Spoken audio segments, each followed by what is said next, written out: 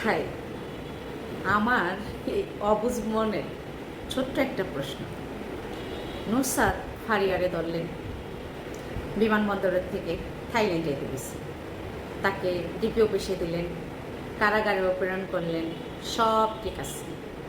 এখন ওই যে আমার ছোট্ট মনের একটা প্রশ্ন, নুসরাত ফারিয়ায় আওয়ামী লীগরে তেল মারছে এই কারণে ধরল, নাকি মুজিব ছবির শেখ হাসিনার অভিনয় করছে এই কারণে ধরল?